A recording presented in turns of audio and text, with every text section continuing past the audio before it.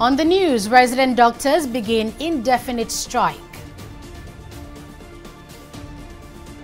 Schools remain locked down across Nigeria. And Russia sentences ex-US Marine to 16 years imprisonment for espionage.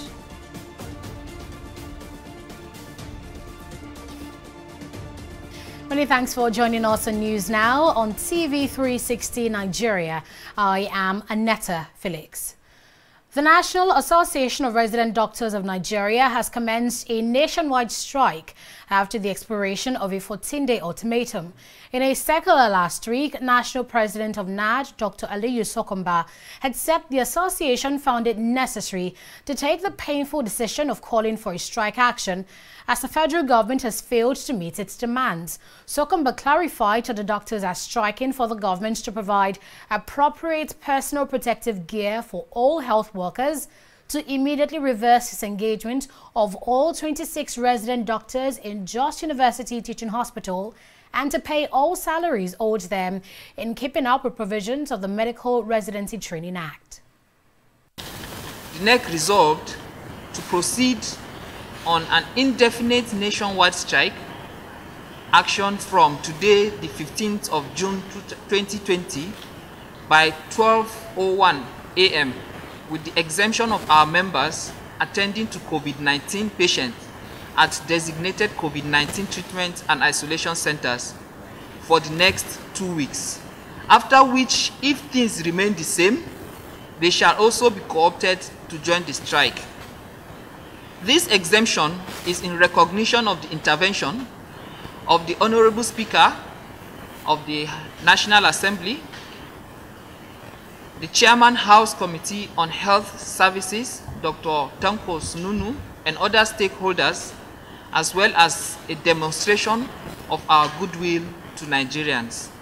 NEC observed that the plight of her members in state tertiary hospitals, such as the non-domestication of the Medical Residency Training Act, the non-implementation of the Act at the state level, the non-implementation of the appropriate salary structure, and the non-payment of old salaries, and recently, the slash of salaries of doctors and other healthcare workers by Kaduna and Kogi state governments, which is yet to receive attention by the stakeholders. The Inspector General of Police, Mohammed Adamu, says the Nigerian police force has arrested 799 suspects in connection with rape cases. Adamu made the remarks on Monday while briefing State House correspondents after a closed-door meeting with President Muhammadu Buhari at the presidential villa in Abuja. The police boss revealed that between January and May, about 717 rape incidents were reported across the country. He added that 631 cases have been conclusively investigated and charged to court, while 52 cases are still under investigations. The Nigerian police so far from January 2020 till May 2020, we've recorded about 717 rape incidents that were reported across the country, and about 799 suspects were so far arrested.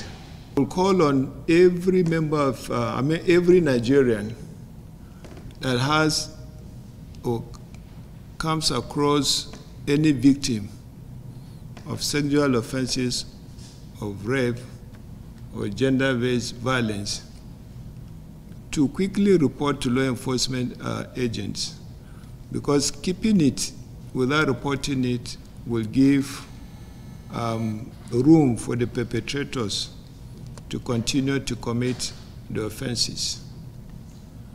It is a very wicked offense. It is a very serious offense. It is very wicked of an individual to engage in rape or defilement. And there are a lot of causes. Some are doing it for ritual reasons, for ritual purposes. Some are doing it because the they sit within the family and they see the victims and they feel the urge to go into it and do it. But such people should not be allowed to go scot-free. The National Working Committee of the All Progressives Congress has confirmed the disqualification of Godwin Obaseki, barring him from contesting the party's primaries for the Edo State governorship elections. Making the announcement in Abuja, APC National Chairman Adams Oshiomhole said Obaseki had presented 40 certificates for the election and had abused his powers as governor of Edo State. The three candidates for the Edo State primaries are now Pius Udubu, Osaro Obaze, and Pastor Osage Eze Yamu. The two reports, the ground for disqualification and the grounds for qualification. And we are satisfied that the appeal committee did a thorough job, and their job has actually enriched or further reinforced the findings of the screening committee.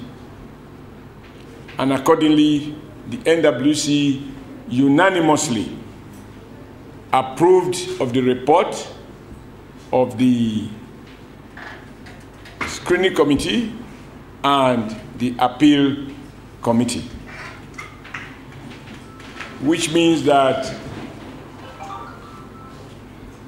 as recommended by the two committees, Governor Godwin Nogegase Obaseki is disqualified, again for reasons that were well stated in both the appeal committee report and the additional information supplied by the appeal committee. In Edo State, contrary to the provisions of our constitution, the governor had managed the state and disenabled the legislative wing of the State House of Assembly. We accept in total that this is the height of abuse of power. Our democracy is founded on a tripod of executive, legislature, and the judiciary. When a governor decides to muscle the legislature, then democracy is dead. Reacting to this, Governor Obaseki, who visited Governors Nyesom Wike of Rivers and Udom Emmanuel, said he will disclose his next step after meeting President Buhari.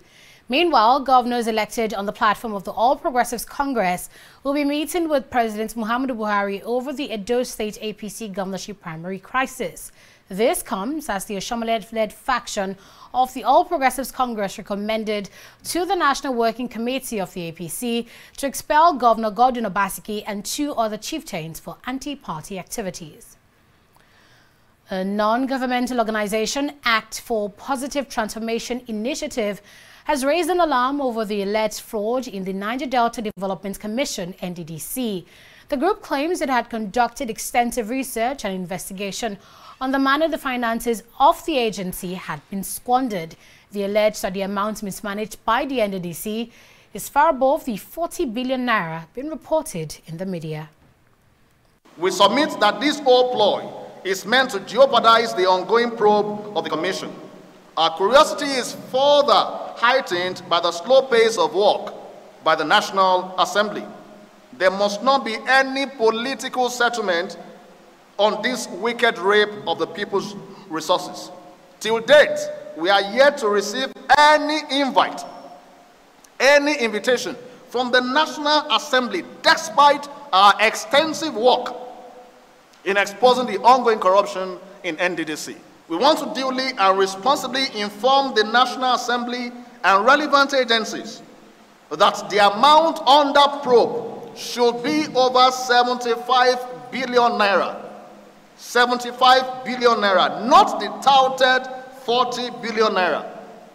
As the present Interim Management Committee, IMC of the NRDC, has expended over 80 billion naira in 4 months. I repeat, 80 billion naira in 4 months. Aside from the wage bill, the rest must be subjected to forensic analysis. The discoveries will amaze Nigerians so many abuses of regulations. And now to security matters. Senior Special Assistant to the President on Media and Publicity, Garba Shehu, has accused traditional rulers of aiding the activities of bandits in Katsina State. Garba Shehu alleged that some of the traditional rulers help gunmen escape when security agencies are planning attacks because of what they stood to gain. The presidential spokesman further said that the solution to Nigeria's security challenge requires collective action. He therefore appealed to all Nigerians to provide useful information to the armed forces to help combat insecurity across the country. And still on security matters, the National Identity Management Commission, NIMC, says it's registered about 900 repentant Boko Haram members. In a statement on Monday, NIMC said it will provide reliable and secure data of repentant Boko Haram members who have been reintegrated into society. Aliyu Ali Aziz, Director General of the Commission, added that as a strategic partner in tackling Nigeria's security challenges, the Commission will support the federal government through its world-class verification and authentication services in its up-to-date database. On his part, Coordinator of Defense Media Operations, Major General John Enenche, said the NIMC is one of the agencies involved in the de-radicalization, rehabilitation and reintegration process of ex-Boko Haram members. He said no repentant Boko Haram member will evade arrest if they renege on their pledge to give up arms, particularly with their data captured by the NIMC.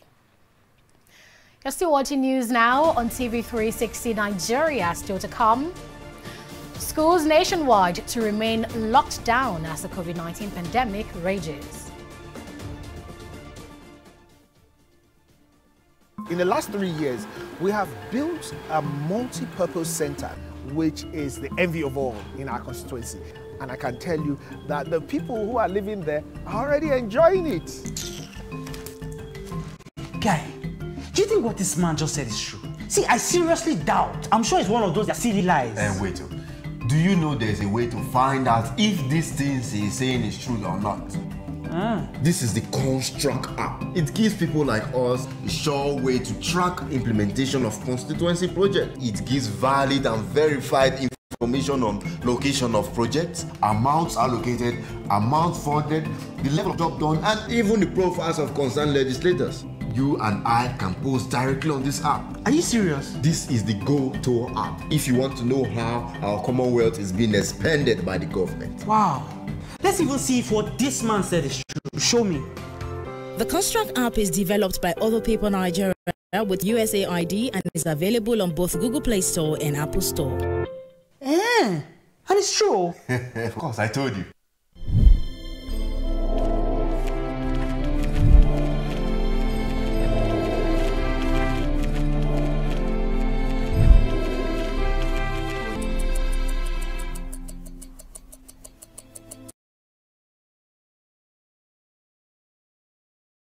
You at this hour. Resident doctors in Nigeria have begun an indefinite strike over poor welfare. NARD's national president, Dr. Aliyu Sokumba, says all resident doctors, medical officers below the rank of principal medical officer and house officers across all the federal and state hospitals in Nigeria would participate in the strike action until the government yields to their demands. Inspector General of Police Mohammed Adamu has assured Nigerians of justice in rape cases. Addressing newsmen on Monday, Adamu announced that 799 rape suspects have been arrested between January and May, and 631 cases charged to court. National Chairman of the All Progressives Congress, Adams Oshiomhole, has confirmed that Governor Godwin Obaseki has been disqualified from the Edo governorship race.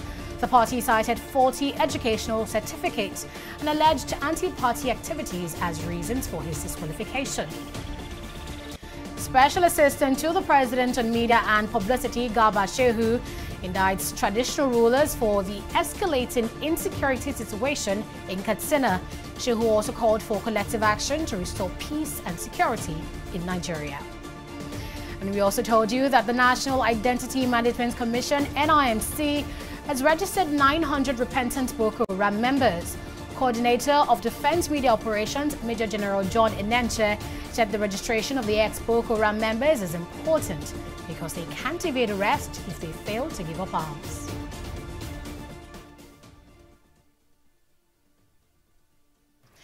The Presidential Task Force on COVID-19 has clarified that there are no plans to reopen schools in Nigeria anytime soon. The chairman of the Presidential Task Force, Boss Mustapha, made this known while giving updates at a recent briefing in Abuja. Mustapha's statement now clarifies rumors making the rounds that schools may reopen on June 12, 2020. We have received reports that some states are contemplating the opening of schools, television viewing centers, sports stadiums, and other places where large gatherings could take place.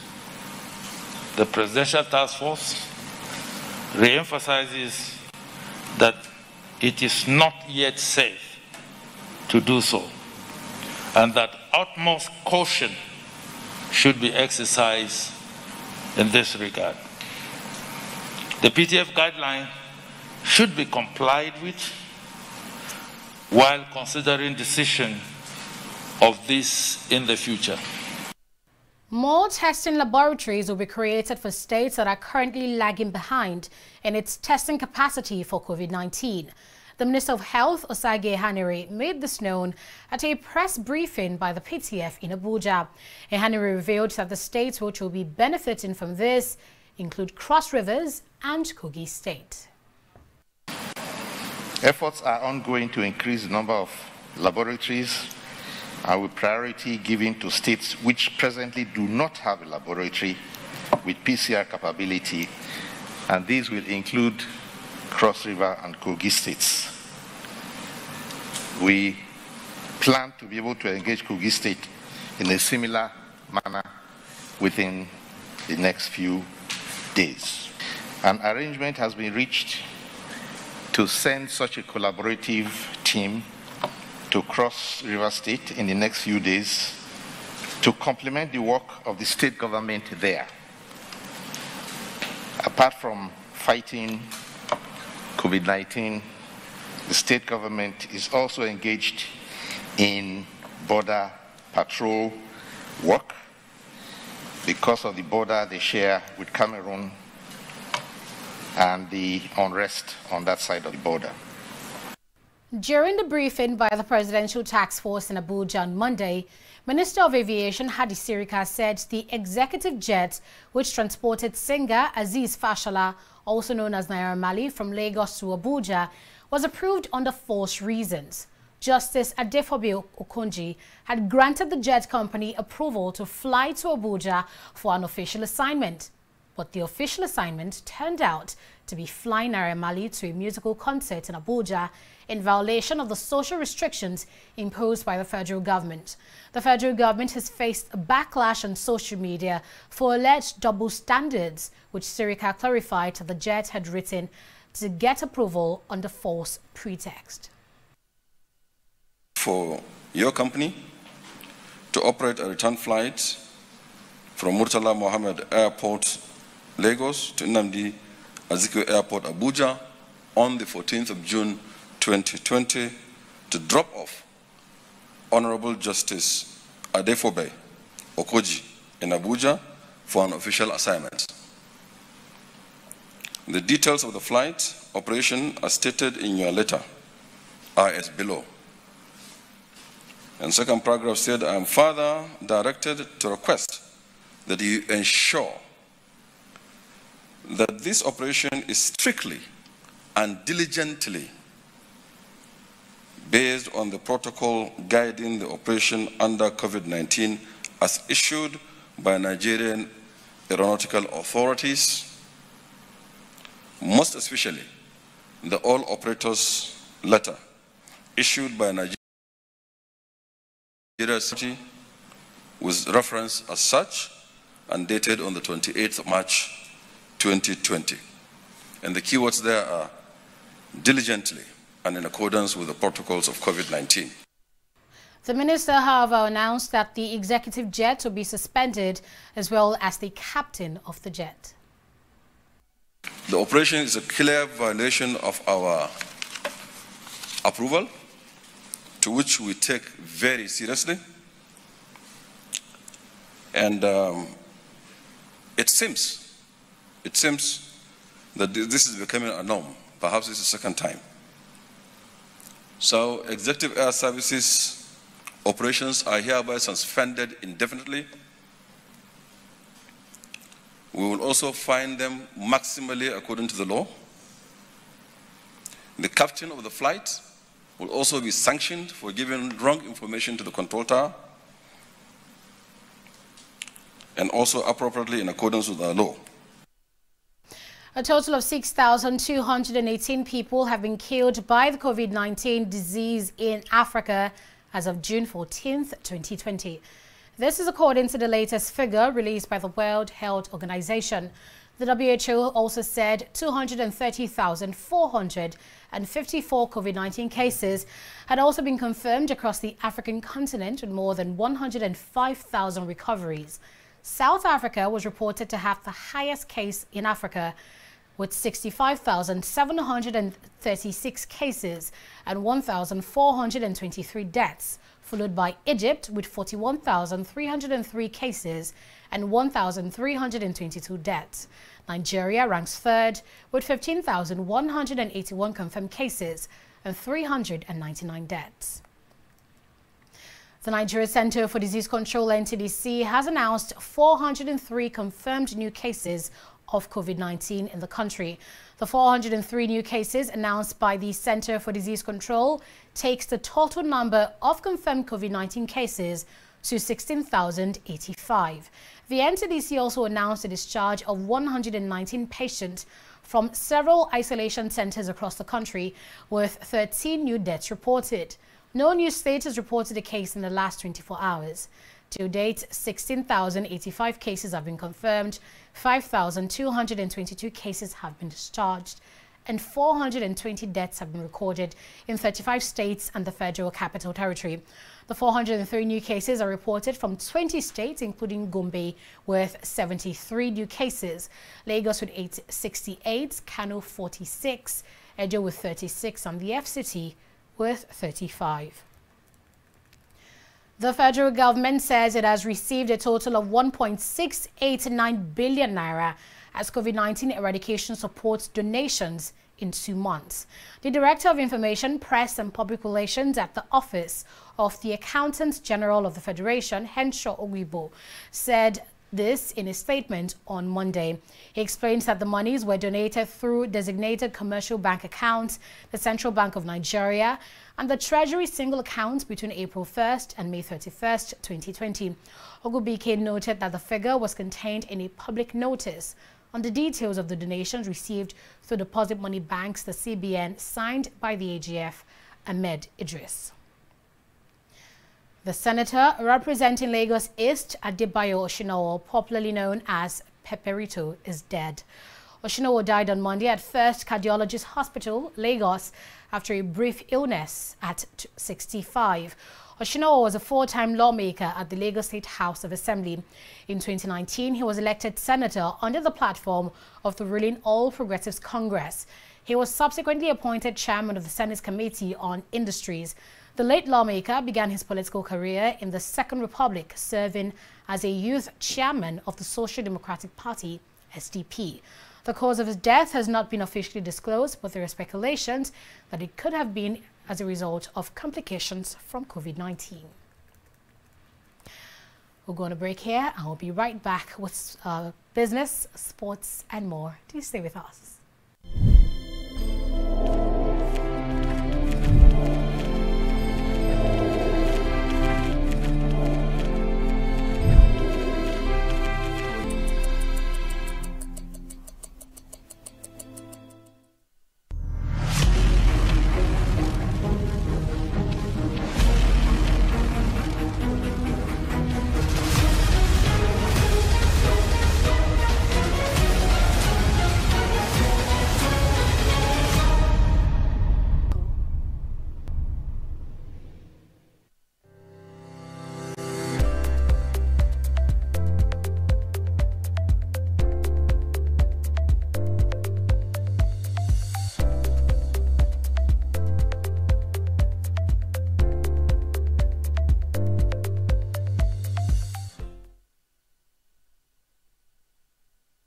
You're welcome back. Let's now join Oyin Adekale for the latest in business stories. Hello, Oyin. Hi, Aneta. Well, thank you very much, Aneta. And in stock market review today, sharp increase in COVID-19 cases across Nigeria weighed on investor sentiment, pushing the Nigeria Stock Exchange to open lower with a decline of 0.91% in crucial market indicators. And from its last close on Thursday, investors lost 29 billion naira today to close at 13.017 trillion naira. And overall activity level was equally weaker, with about 237 million shares worth 1.6 billion naira exchanging hands in 4,808 deals. And to the top losers, blue chip companies were some blue chip companies were among the 25 stocks which emerged worst performers today, led by MTN Nigeria with a 2 naira price drop to close at 116 naira per share. MTN is trailed by BUA Cement as well as Zenith Bank and GlaxoSmithKline. And on the flip side, to some stocks that managed to gain a bit of money today, equities in the pharmaceutical and logistics sectors remain the toast of investors on the market. Red Star Express PLC and Fitson were the top two, followed by UBN, of course, Union Bank and Mansard as well. And moving on now to the foreign scene, we see that fears of a second wave of COVID-19 break global stocks market value generally. US, UK and Japan stocks are all down in the reds. And that's it from here. It's back to you now, Aneta. Thanks for that business update, Oyin. Moving on now, a Russian court has sentenced former U.S. Marine Paul Whelan to 16 years of hard labor on spying charges. Whelan was arrested on a trip to Moscow in December 2018 with a USB flash drive and documents which security officers say contained state secrets. The 50-year-old said he was getting ready for a wedding when an old friend turned up unexpectedly and gave him a flash drive he believed contained holiday photographs. Moments later, security officers burst in, arrested him for obtaining classified Russian state information, the nature of which has not been disclosed. Whelan insists he was set up and called the trial a sham. His lawyers said he would appeal, and the U.S. Secretary of State Mike Pompeo has condemned the verdict and called for Whelan's immediate release. And in sports, manager of Mainz has revealed that Taiwo Awoniyi has regained consciousness in a hospital following a nasty head collision with Felix Udokai. The Nigeria youth worldwide was forced off in the 23rd minute after suffering an extreme concussion in Sunday's Bundesliga recreation at Opel Arena.